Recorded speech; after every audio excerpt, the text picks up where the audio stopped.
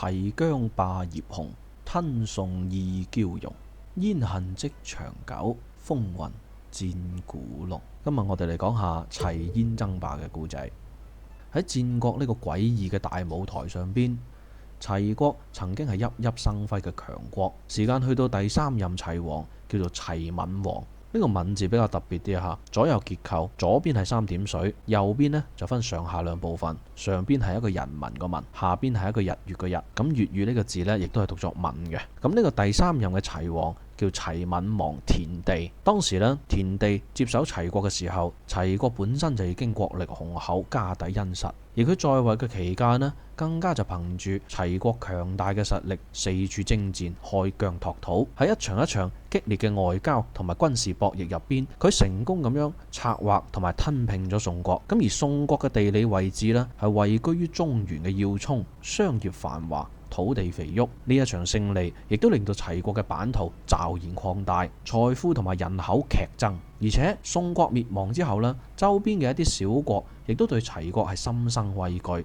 紛紛亦都派使者嚟示好。齊閔王因此就聲名大噪，各路諸侯亦都對齊國嘅強大投嚟咗敬畏嘅目光。自此之後，齊國嘅軍隊喺戰場上邊幾乎可以話係所向披靡，連續戰勝咗幾個實力都不容忽視嘅鄰國。每一次凱旋而歸嘅時候呢，都有無數嘅珍寶、奴隸同埋土地呢去納入到齊國嘅囊中。國內嘅百姓對齊閔王嘅讚頌聲音呢，有如潮水一般咁樣湧嚟。滿朝文武百官啊，更加將佢嘅功績係吹到天上有地下無。咁好似呢，佢根本就係一個無所不能嘅天神下凡咁樣啦。齊閔王就係咁樣喺一聲聲嘅讚賞之下，逐漸迷失咗自我，內心嘅驕傲就好似脫韁嘅野馬咁樣肆意膨脹，覺得自己嘅智慧同埋才能遠超常人，成個天下都已經喺佢掌握之中。呢個時候嘅齊國喺齊閔王嘅眼中已經可以話係無可匹敵嘅存在。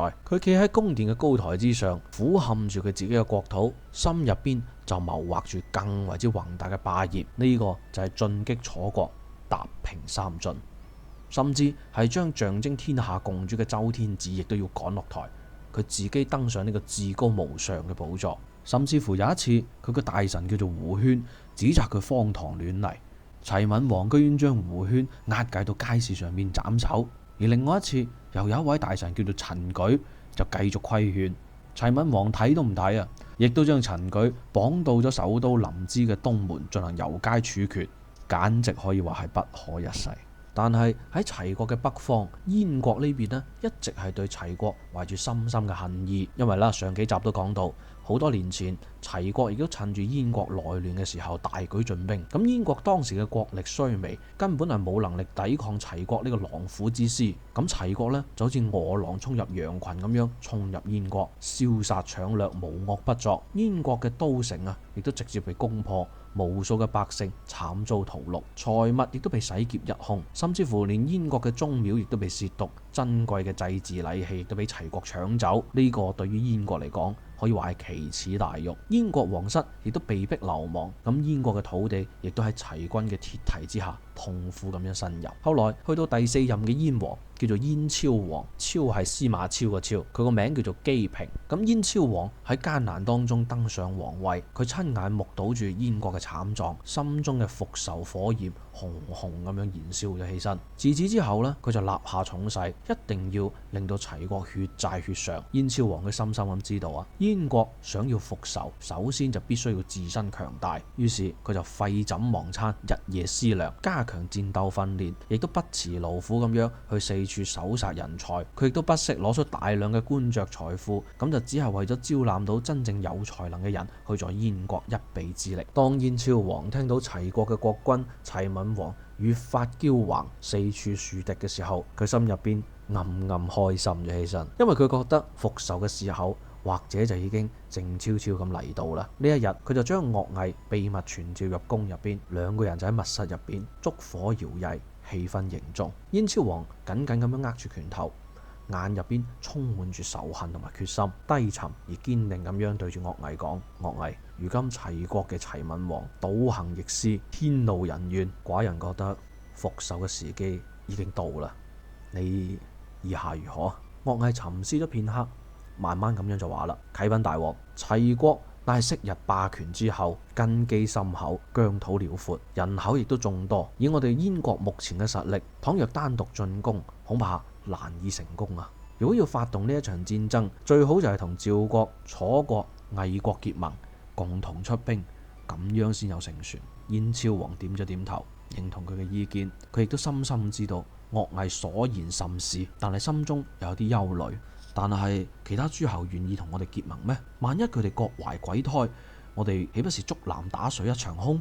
樂毅就笑咗一笑，胸有成竹咁樣話啦：大王放心，齊閔王橫蠻已久，各國嘅諸侯早就對佢厭惡不耐，我哋只需要施以重利，再曉以大義，一定可以說服各國嘅。燕昭王聽到之後，眼中閃過咗一絲希望，佢用力咁樣拍咗一拍樂毅嘅膊頭就話啦：好，就依你所言。寡人派你前往趙國，再派其他使節分別出使楚魏，並且透過趙國向秦國去承諾分一啲相當嘅利益俾佢。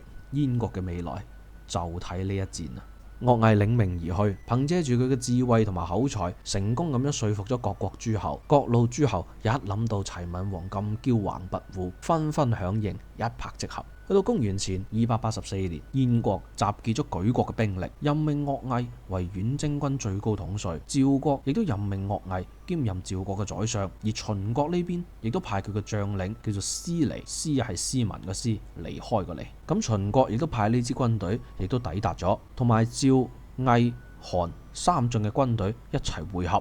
樂毅呢個時候身兼五國聯軍嘅總指揮官，如同泰山壓頂一般，向齊國發起咗進攻。齊國呢邊呢，齊閔王就召集咗全國嘅部隊喺濟西同聯軍會戰，戰場之上喊聲震天。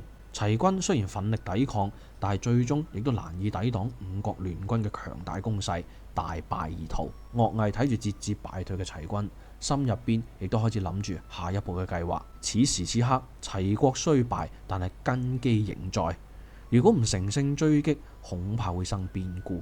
於是佢就先請秦軍同埋韓軍率先班師回朝。魏軍呢邊就前往佔領之前宋國嘅領土，而趙軍亦都前往去奪取河間地區。而佢自己呢，就親自率領燕國嘅部隊深入齊國國土，去追擊齊國嘅主力軍。得知呢個安排之後，燕國嘅將領叫做劇申，劇係劇集個劇，劇毒個劇，申係辛苦嘅辛。咁呢個將領劇申心入邊就憂慮啊，佢就揾到樂毅，就勸說佢話啦：啟稟將軍，而家齊國強大，我哋好彩得到其他國家嘅協助，先至可以將佢打敗。呢個時候應該趁住戰勝嘅餘威，奪取邊境嘅城鎮關隘，擴張我哋嘅疆土，咁樣先至係長久之計啊！但係如今將軍你用啲蛙跳戰術，拋開城池關隘，一味咁樣掛住追擊，咁樣對齊國並唔會造成啲乜嘢致命嘅損失㗎。同樣亦都對於我哋燕國嚟講，亦都好難得到實際嘅利益，反而會結下世仇，恐怕將來會後悔啊！將軍，樂毅望住劇申，目光堅定咁樣講：嗱，劇申，咁你就只知其一，不知其二。齊閔王係一個昏庸之輩，佢自視功高蓋世，才華出眾，向來都中意一意孤行，賢能之人一早就俾佢罷黜晒。佢就只係信任身邊嗰啲阿諛奉承之徒，而佢所執行嘅行政法令橫施暴虐，齊國人民對佢嘅怨恨啊，一早就已經去到沸點。如今齊國大敗之初，我哋如果乘勝追擊，再施加壓力，佢嘅部下同埋國民一定會叛變，內部一亂，齊國就有可以征服嘅機會啦。但係如果呢個時候我哋唔去乘勝追擊，等到有朝一日佢突然間醒悟過嚟，改正過錯，體恤關切佢嘅部下同埋國民，咁我哋就真係前功盡棄啦。劇申聽完之後呢，覺得樂毅相當之有道理，但係心中仍然係隱隱擔憂。但係軍令如山，佢亦都只好聽住樂毅嘅指揮。燕國嘅軍隊喺樂毅嘅指揮之下，有如猛虎下山咁樣窮追猛打。齊國嘅部隊見到咁樣嘅形勢，人心果然崩潰。齊閔王見到大勢已去，就匆匆逃走。樂毅相當順利咁樣進入咗首都臨淄，就將齊國嘅金銀財寶、重要嘅祭祀器具，亦都包括之前喺燕國嗰度搶翻嚟嘅國之重器啦，通通都運翻去燕國。燕昭王得知到呢個捷報之後呢，大喜若狂啊，親自去到祭上勞軍，頒發犒賞，宴請戰士。佢亦都封樂毅為昌國君，命佢留喺齊國去招降尚未奪取嘅城市。而齊國嘅國君齊閔王呢，就喺燕軍攻陷首都臨淄之前，一早就已經走咗佬。佢首先呢，就投奔咗去衛國，衛生個衛嚇。咁當時衛國嘅第45任國君叫做衛士軍呢，就讓埋個皇宮俾佢去住，反而自己呢，向佢稱臣，亦都供應咗所有嘅用品俾佢。但係呢個齊閔王一啲都唔知道收斂，依然係口出惡言。衛國嘅官員呢，心中亦都相當之憤怒，即刻就反唇相譏。齊閔王咁樣先意識得到自己處境不妙啊，根本就住唔到落去，就只好又再著草，分別啦又去咗周國同埋魯國。但係佢個態度依然係傲慢，兩個封國毫不猶豫咁樣拒絕佢入境。最後齊閔王亦都狼狽咁樣逃亡去到莒城。嗱，呢個莒字之前都講過，係一個草花頭下邊一個雙口呂，呂不韋個呂，粵語讀作舉。呢個時候楚國就派出咗佢嘅大將鬧齒。呢個鬧字咧比較特別啲啊，左右結構，左邊係三點水，右邊係卓越嘅卓，齒就係牙齒嘅齒。咁鬧齒就率領軍隊去救援齊國。齊閔王見到之後相當之高興，亦都任命鬧齒為齊國嘅宰相。鬧齒睇住狼狽嘅齊閔王，佢心入邊卻係打住自己嘅算盤。佢深知道齊國大勢已去，與其為齊國陪葬，倒不如就同燕國秘密結盟，瓜分咗齊國。於是乎，鬧齒有一次就揾到咗齊閔王，一面陰沉咁樣指責住佢，就話啦：千乘博昌之間，地方有數百里，天降血雨，連百姓啲衫都俾佢淋到邋遢晒。呢件事你知唔知？呢個時候，田閔王心中相當之慌亂啊，但係仍然都強作鎮定咁樣講：我知道啊。鬧齒又問到啦：營邑、博邑之間，土地崩裂下陷，甚至乎睇到泉水添啊！呢個你又知唔知道啊？齊閔王成個人震晒啊！佢就答到：我知啊。鬧齒係再步步緊逼，有人聽到喺宮門外邊有人趴住喺度大喊，但係揾人嘅時候又揾唔到，但係唔揾嘅時候呢，又有喊聲。你又知唔知道呢咁情況啊？齊閔王真係嚇親，驚恐萬分，聲音都震晒咁樣話：我都知啊。呢個時候鬧齒就毫不客氣啦，憤怒咁樣去喝道：天降紅雨係個天警告你，地崩下陷係個地警告你，有人喺宮門外邊大喊係人警告你，而家天地人都警告你，但係你一啲都唔在乎，咁樣昏庸無道，點可以唔殺你啊？講完之後就喺古里呢個地方就將齊閔王田地係誅殺於此啦。我哋嚟講翻一下齊閔王田地嘅結局啊。其實史書上面嘅記載呢，實在太簡單啦。即係俾人一種感覺呢，就係想將呢件事嘅嚴重性係完全抹乾抹淨，咁亦都係令到廣大嘅讀者呢係冇辦法知道完整嘅真相。而事實上呢，齊閔王田地唔係話俾阿鬧齒一刀剁咗個頭咁簡單嘅。鬧齒用嘅方式呢，係一啲特別殘忍嘅酷刑添。鬧齒係將齊閔王呢吊咗喺個屋梁上邊，活生生咁樣去剝皮抽筋。嗱，你試諗下。當時齊閔王呢係一個又糊塗又傲慢嘅老嘢，受住咁樣嘅極刑，喺度咿哇鬼叫2日2夜先斷氣，可以話幾咁攞命。調翻轉頭，我哋細心去推敲下，鬧齒同埋齊閔王相處嘅時間其實唔長，按道理嚟講亦都唔至於咁深仇大恨。嗱，就算係因為利益起咗衝突都好，咁當場剁咗佢就 OK 啦。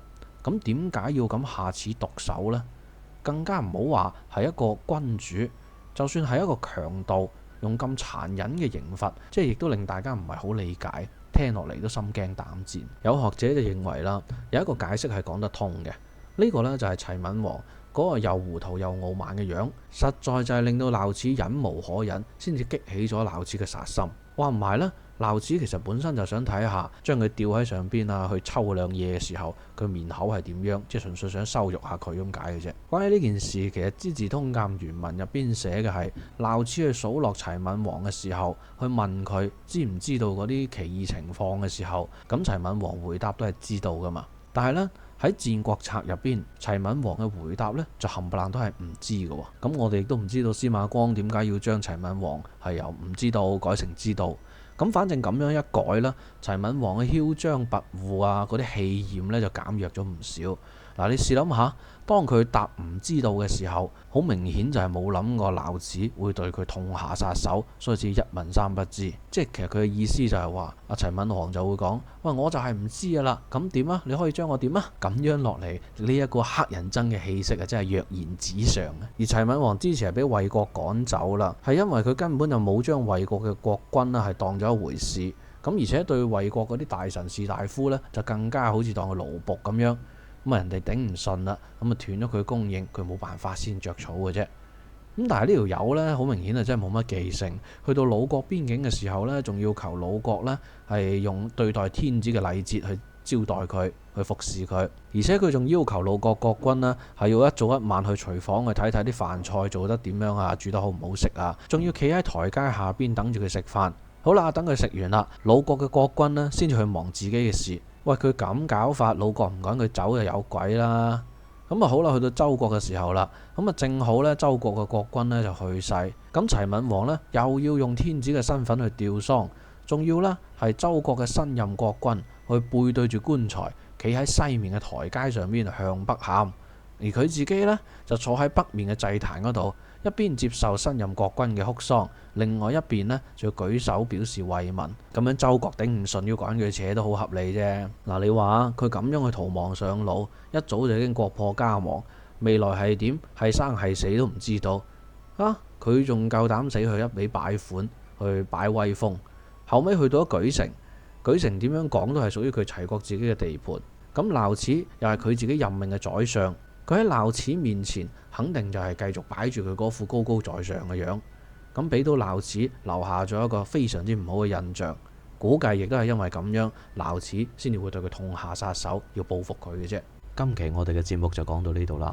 如果大家中意我哋嘅節目嘅話呢，記得唔好孤寒，多啲投幣、點讚、收藏、轉發。大家嘅呢啲操作係可以好有效咁樣將我嘅呢系列影片啦，去推廣到更多人去睇到。咁樣嘅話呢，我哋嘅粵語環境就可以越嚟越好。多謝你嘅支持，下期節目見啦，拜拜。